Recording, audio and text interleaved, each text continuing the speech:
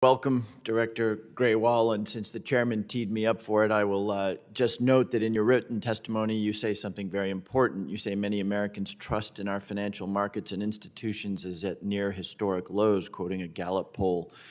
And then you go on to say, some believe that there are two sets of rules, one for the big and powerful and another for everyone else. That, I think, is both accurate and should concern, as I think it does, people on both sides of the aisle here.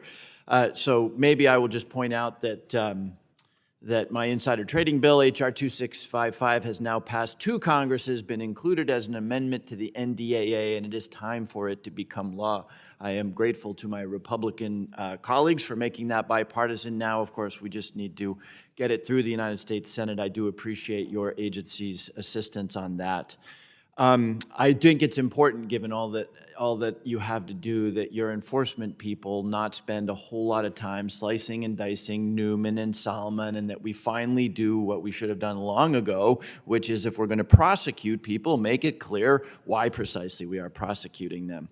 But I do thank you and your agency for the assistance there. In my remaining time, Director, I've been focusing quite a bit, as I know you have, on cryptocurrency. And so, question for you, I've watched the ramping up of both people and resources on that side. I wonder, given the list of names, Tether, Voyager, Celsius, et cetera, of where we've seen really substantial either declines, bankruptcies, or questions around fraud, do you have the resources and the expertise that you need? Even if the answer to that question is yes, what more does the SEC need to in this maybe pause and excitement around cryptocurrency to make sure you're in a position to enforce? There's a second question I want you to ask that may be a little bit less comfortable, which is I'm pleased that the Congress is really working hard in educating itself on cryptocurrency and even moving some legislation. So this may not be a comfortable question for you, but since you've got the panorama of misbehavior and make the decisions about when to enforce and not to enforce, what advice would you give us as lawmakers for what should be at the top of our priority list in terms of legislating? So I'll start with the first question on resources. Certainly resources are an issue across our division and across the agency. We're still not up to the numbers we were at prior to 2016. The additional resources in the crypto asset unit will help. They include litigators because a number of these cases are in court right now and are a drain on our resources. But the expertise is not within enforcement alone. We rely on FinHub, which is our strategic hub for finance and innovation and technology.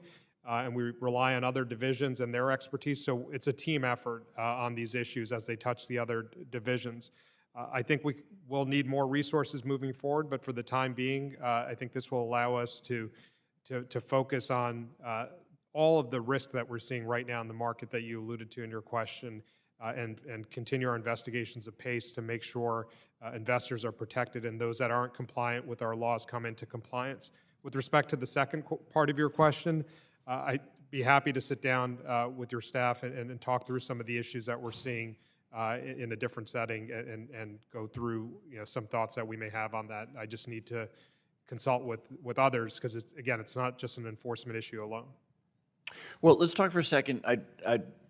It's a nice opportunity to address a lot of people who are thinking and working about this. So let me push you on that a little bit. Obviously we're doing a lot of thinking here about how you divide the world between SEC and CFTC. So maybe I don't have a lot of time, but talk a little bit about partnership, cooperation. How's that going? Anything that, again, as we draft legislation, we should bear in mind? So not just with respect to crypto, there are a whole host of other spaces in which we work well with the CFTC, and we run into them where issues may touch both of our remits, and we know how to deconflict. We know how to work in parallel. We did that with the collapse of the Archegos family office. They brought charges that touched on their remit. We brought charges that touched on our remit.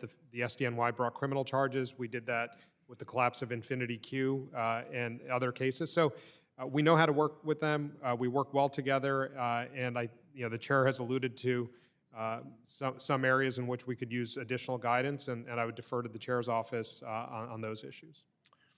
Thank you, Director. My time.